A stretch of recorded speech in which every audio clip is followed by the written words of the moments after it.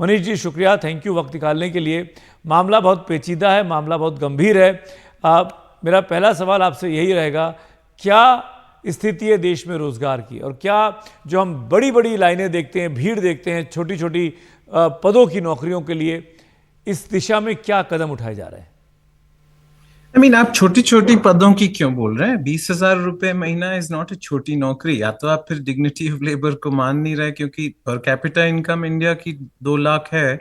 मतलब 50% नौकरियां हमारे उससे कम में होंगी ना, तो ये नहीं, भी मैं थोड़ा छोटी का छोड़े। मतलब उनकी कैपेबिलिटी की बात नहीं कर रहा हूं। छोटी मतलब संख्या में कम, 30 40 संख्या या 50 नौकरी सैलरी, निकलती हैं, वहां मैंने आपको 25-30 सुना कि हजार बीस लोग आ हजार जाते हैं। आई बीस मीन टू हजार से दैट। रुपए बहुत कम है। 20,000 रुपए कम नहीं है। It's 2.4 lakhs a year for a country whose per capita income is 2 lakhs।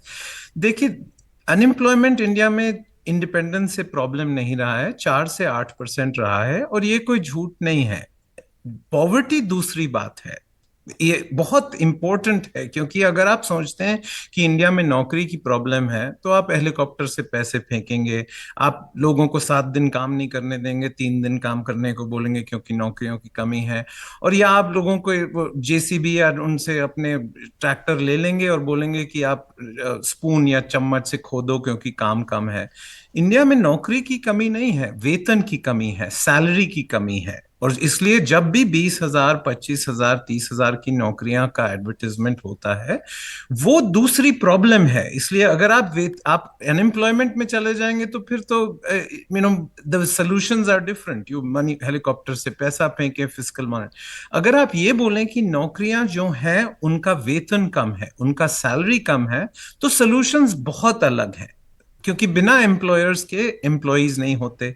India में 6 करोड़ एम्प्लॉयर हैं, उसमें से 1.5 करोड़ के पास ऑफिस नहीं है, 1.5 करोड़ घर से काम करते हैं। सिर्फ 1 करोड़ लोग जीएसटी के लिए रजिस्टर्ड हैं, सिर्फ 10 लाख लोग पीएफ और ईएसआई देते हैं।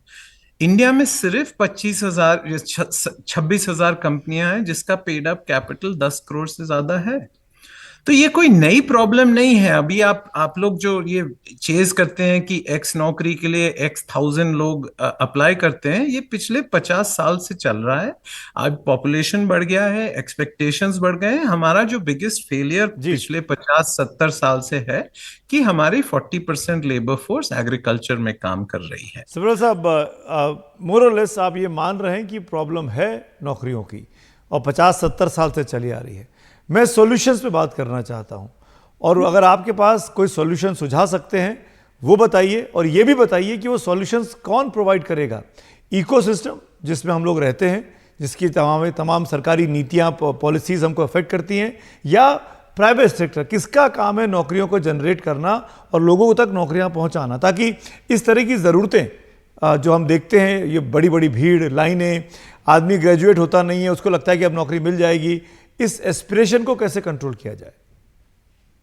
आई मीन इसमें टीम वर्क होना पड़ेगा। गवर्नमेंट के पास एग्जीक्यूशन डेफिसिट है, प्राइवेट सेक्टर के पास ट्रस्ट डेफिसिट है, और नॉन प्रॉफिट्स के साथ स्केल डेफिसिट है।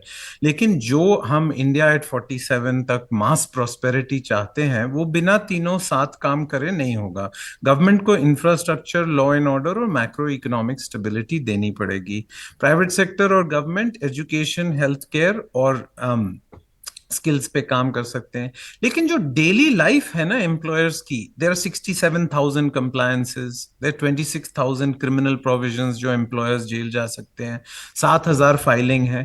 ये तो सोचना पड़ेगा ना कि बड़े लोग हमारे जैसे, हमारे पास 100 लोग हैं जो सिर्फ रेगुलेटरी कोलेस्ट्रॉल को संभालते हैं।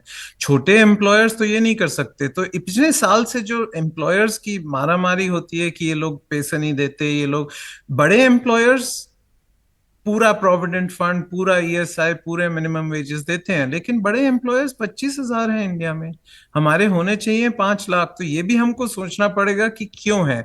तो अगर हम रेगुलेटरी कोलेस्ट्रॉल कम कर दें, this is an immediate flick of pen reform, जी, ह्यूमन कैपिटल, स्किल्स बढ़ाना।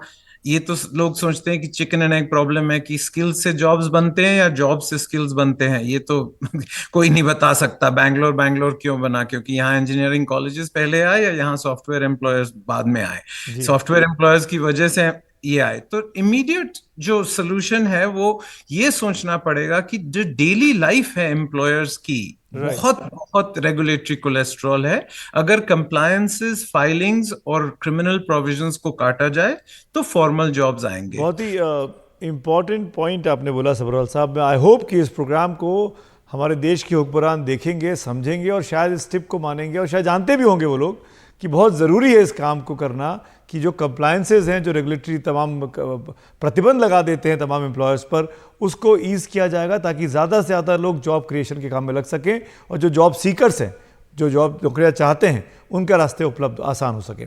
थैंक यू मनीष जी, बात करने के लिए। छोटी लेकिन कंस्ट्रक्टिव बातचीत। Thank you so much.